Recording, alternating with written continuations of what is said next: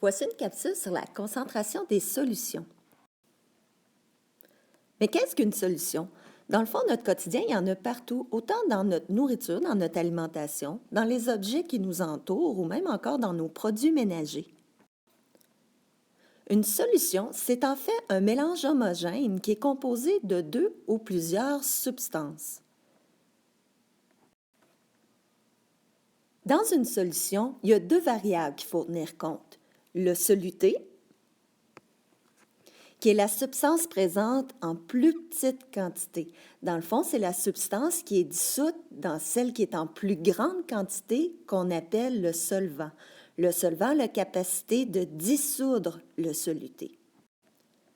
C'est important, par contre, de tenir compte que dans une solution, il peut y avoir plus d'un soluté qui est dissous dans le solvant.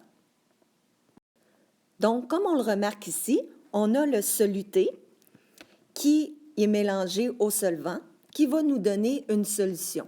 Donc, dans la solution, il y a toujours plus de solvant que de soluté. Souvent, on pense qu'une solution, le solvant est toujours liquide, mais c'est faux. Si on regarde l'état des solutions, il y a des solutions qui sont gazeuses, d'autres liquides et d'autres solides. Si on regarde le tableau, certains solutés peuvent être soit gazeux, liquide ou solide, et le solvant, c'est ce qui détermine l'état de la solution.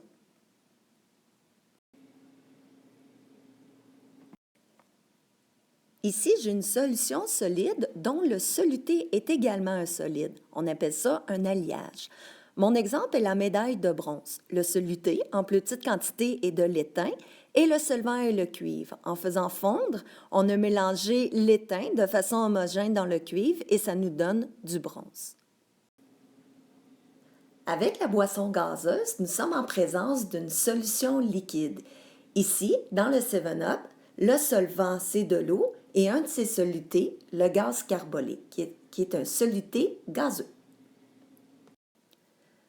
Le dernier état des solutions, c'est une solution gazeuse comme l'air qu'on respire. Le soluté, il y en a plusieurs. Il peut y avoir du dioxygène, du CO2, il peut y avoir de la vapeur d'eau. Et le gaz en plus grande quantité qui fait office de solvant, c'est le diazote. En chimie, on travaille beaucoup avec les solutions aqueuses. Une solution aqueuse, c'est lorsque le solvant est l'eau. Lorsqu'on travaille avec des solutions, ce qui est important de connaître, c'est la concentration. Par exemple, je vous présente 2 verres d'eau salée et je vous demande lequel des 2 verres d'eau contient une solution d'eau la plus salée. Est-ce le verre numéro 1 qui contient la concentration en sel la plus élevée ou le verre numéro 2? Ah, voilà la question. Comment je fais pour le savoir? Dans mon exemple, le soluté, c'est le sel, le solvant, c'est l'eau, et lorsque je dissous le sel dans l'eau, j'obtiens ma solution qui est de l'eau salée. Dans le fond, ce qui m'intéresse de savoir ici, c'est combien j'ai de soluté dans mon volume total de ma solution d'eau salée. À ce moment-là, ce que je veux trouver, c'est la concentration. Par définition, la concentration, c'est le rapport entre la quantité de soluté qui est présente dans mon volume de solution au complet. Donc, la relation mathématique pour calculer la concentration, c'est la quantité de soluté divisée par la quantité de solution. C ici représente la concentration. M est la variable qui représente ma quantité de soluté et V représente la quantité de solution. Je peux exprimer ma concentration en unités de masse et de volume. Si par exemple mon soluté est un solide, je l'exprime en grammes, en unités de masse. Et ma solution, un liquide, à ce moment-là, je l'exprime en unités de volume. Donc, lorsque je calcule une concentration massique, mon soluté est toujours solide et ma solution toujours liquide. Habituellement, la concentration massique s'exprime en grammes par litre.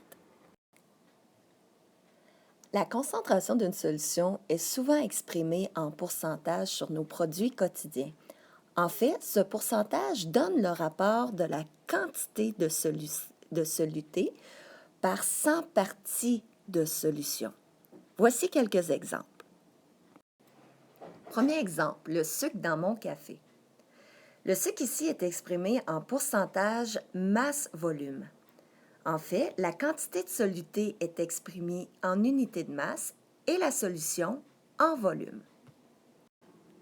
Donc ici, j'ai 0,5 g de sucre pour 100 millilitres de café.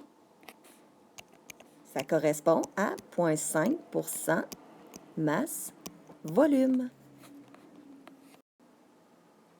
Deuxième exemple, ici l'alcool à friction.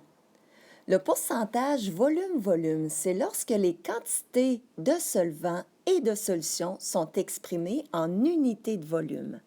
Comme ici, par exemple, j'ai 70 millilitres d'isopropylique, qui est un alcool pur, dans 100 millilitres d'alcool à friction, qui est ma solution. Donc, j'obtiens 70 volume-volume d'alcool isopropylique dans ma solution. Troisième et dernier exemple, c'est lorsque j'utilise le pourcentage masse-masse. J'utilise ce pourcentage lorsque les quantités de soluté et de solution sont exprimées en unités de masse. Donc, ma solution, elle est solide. Comme par exemple, pour le fromage, j'ai 22 masse-masse, ce qui signifie j'ai 22